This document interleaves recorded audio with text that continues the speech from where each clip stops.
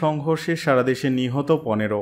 সরকারি চাকরিতে চলমান কোটা সংস্কার আন্দোলনে সারা দেশে এখন পর্যন্ত অন্তত 15 জন নিহত হয়েছেন। তাদের মধ্যে রংপুরে 1 জন, ঢাকায় 10 জন, চট্টগ্রামে 3 জন ও মাদারীপুরে 1 জন। আইন শৃঙ্খলা বাহিনীর সঙ্গে আন্দোলনকারীদের সংঘর্ষে আজ বৃহস্পতিবার সারা দেশে নিহত হয়েছেন অন্তত 8 জন। বাকি 7 জনের প্রাণ গেছে গত মঙ্গল ও গতকাল বুধবার। আর শুধু রাজধানীতে নিহত হয়েছেন 6 জন। তাদের 4 জন নিহত হয়েছেন উত্তরায়, 1 জন বাড্ডায় ও 1 জন ধানমন্ডিতে। এছাড়া ঢাকার সাভারে 1 ছাত্র নিহত হয়েছেন। মাদারীপুরে কোটা বাতিলের দাবিতে আন্দোলনের সময় পুলিশের ধাওয়ায় শকুনি লেকে পড়ে নিখোঁজ ছাত্রের মরদেহ উদ্ধার করেছে ফায়ার সার্ভিস। আজ দুপুর 1টার দিকে তার মরদেহ উদ্ধার করা হয়। এদিকে এবারে কোটা সংস্কার আন্দোলনে গত মঙ্গলবার প্রথম মৃত্যু হয় রংপুরে। গুলিতে নিহত আবু সাইদ রংপুরের বেগম রোকেয়া বিশ্ববিদ্যালয়ের ছাত্র ছিলেন। একই দিন চট্টগ্রামে 3 জন ও ঢাকায় নিহত হন 2 জন। গতকাল বুধবার রাজধানীর শনির আখড়া এলাকায় সংঘর্ষে সিয়াম নামের এক তরুণ নিহত হন।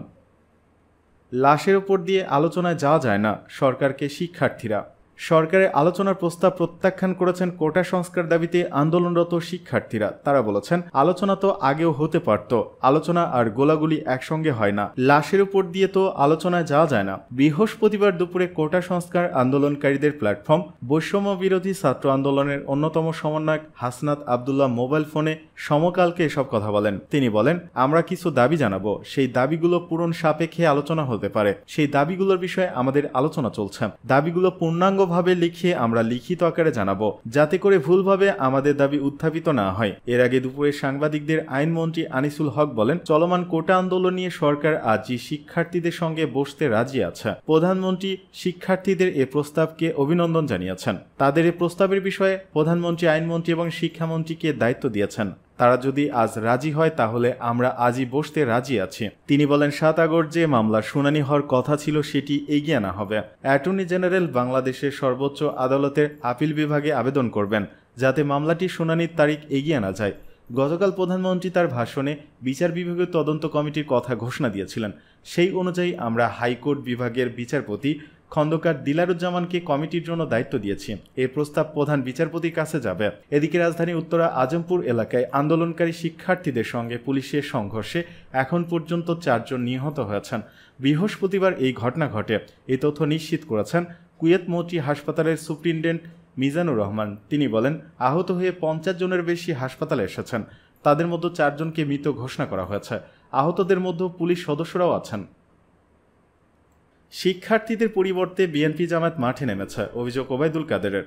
শিক্ষার্থীদের পরিবর্তে বিএনপি জামায়াত তাদের পুরনো আগুন সন্ত্রাস নিয়ে মাঠে নেমেছে বলে মন্তব্য করেছেন আওয়ামী লীগের সাধারণ সম্পাদক এবং সড়ক পরিবহন ও সেতুমন্ত্রী ওবায়দুল কাদের। তিনি বলেন, শিক্ষা প্রতিষ্ঠান বন্ধ ঘোষণার পর আজ থেকে শিক্ষার্থীদের পরিবর্তে বিএনপি জামায়াত কোটা বিরোধী আন্দোলন নামে তাদের পুরনো আগুন সন্ত্রাস নিয়ে মাঠে নেমেছে। ওবায়দুল কাদের আজ বৃহস্পতিবার ধানমন্ডিস্থ আওয়ামী লীগ সভাপতির রাজনৈতিক কার্যালয়ে আয়োজিত এক সংবাদ সম্মেলনে এ মন্তব্য করেন।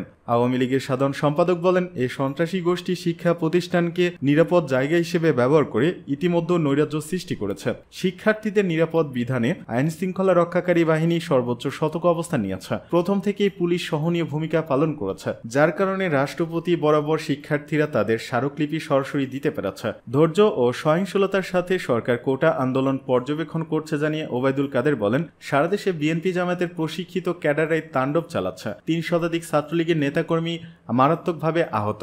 ছাত্রলীগের নারী শিক্ষার্থীদের লাঞ্ছিত করেছে, আবাসিক হলে আগুন দিয়েছে। তিনি বলেন, সারা দেশে মধ্যযুগীয় কায়দায় বর্বরচিত হামলা করে সরকার হটানোর ষড়যন্ত্র করছে পলাতক দণ্ডিত বিএনপি নেতা তারেক রহমান। নিশ্চিতভাবে আওয়ামী লীগ বিশ্বাস করে ধ্বংসাত্মক কর্মকাণ্ডে বিএনপি জামাতের ক্যাডার বাহিনী জড়িত। এর সাথে সাধারণ শিক্ষার্থীদের কোনো সম্পর্ক নেই। ছাত্রদল শিবিরের সন্ত্রাসীদের বিরুদ্ধে ঐক্যবদ্ধ প্রতিরোধ গড়ে তোলার আহ্বান জানিয়ে ওবায়দুল কাদের বলেন, সামাজিক যোগাযোগ মাধ্যম থেকে ছাত্রলীগের নামে অপপ্রচার চালাচ্ছে। ছাত্রলীগ শুরু থেকে ধৈর্য ধারণ করে পরিস্থিতি মোকাবেলা করছে।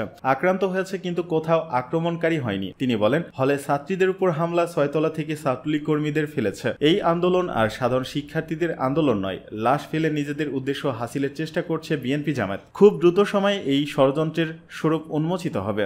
দেশবিরোধী রাজনীতির ধারা দেশে প্রচলনের ষড়যন্ত্র চলছে।